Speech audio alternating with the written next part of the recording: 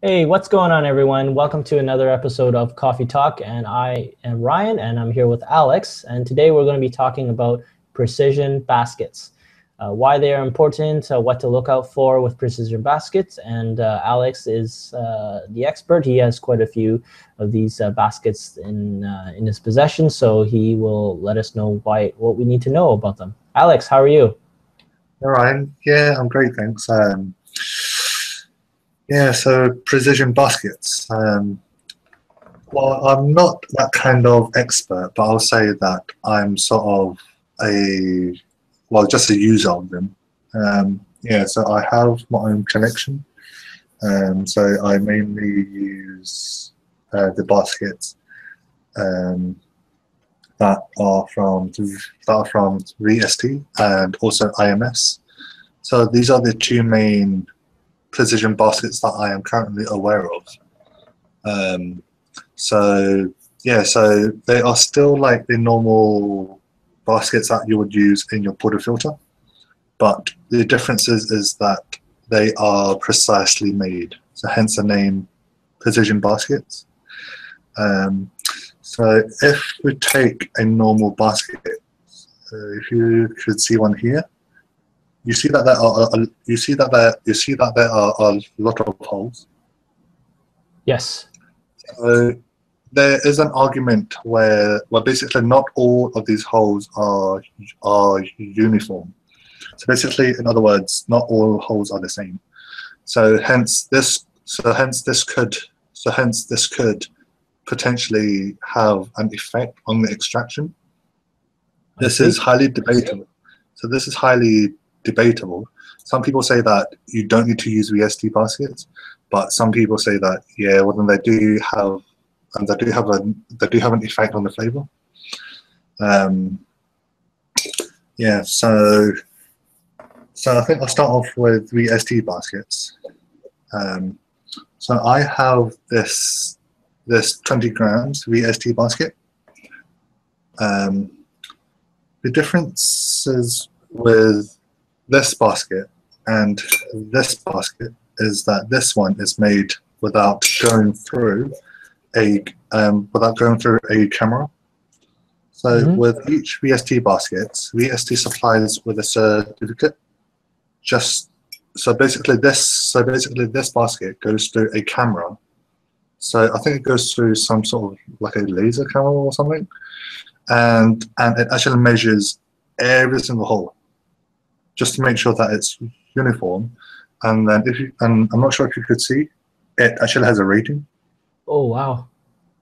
So hence, yeah. So basically, VST buses are known for the precision, for the precision manufacturing process.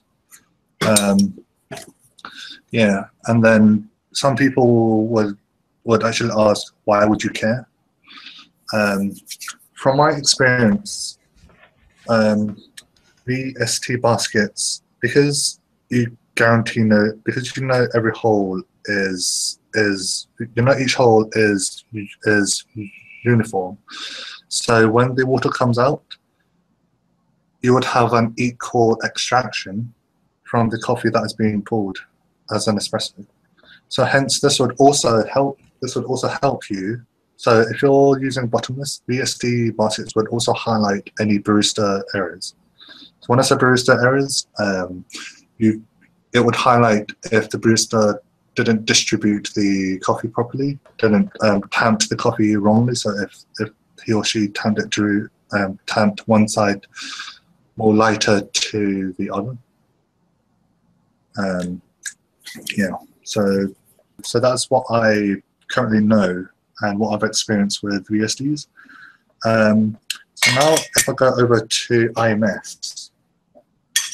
IMS is also a precision basket, but the difference is that they don't go under a camera. They just say that these are precisely made. Yeah, so I believe these are made in. So these are made in Italy. I see. So all that they are, so they're just made. So they are just made baskets. They say that they are precisely made. But yeah, but it's meant to. But they say it is meant to help with the extraction. I see. Can you hold up the VST versus the non-precision basket?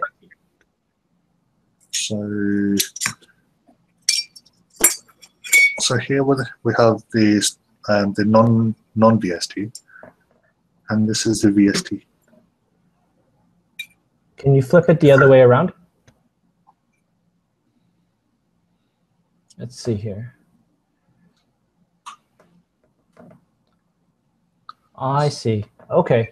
So it looks like, yeah, you can't really tell from obviously looking at it because the holes are so small that, you know, they're supposed to be uniform.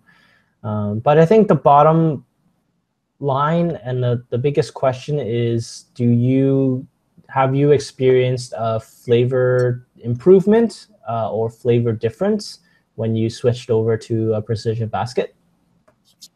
I think in terms of flavor, I think since it is debatable, but I personally find that I have found there is an improvement in flavor because when I'm able to see my own errors in terms of distribution of of the coffee distribution, I would be able to see if I'm pulling an even extraction or not.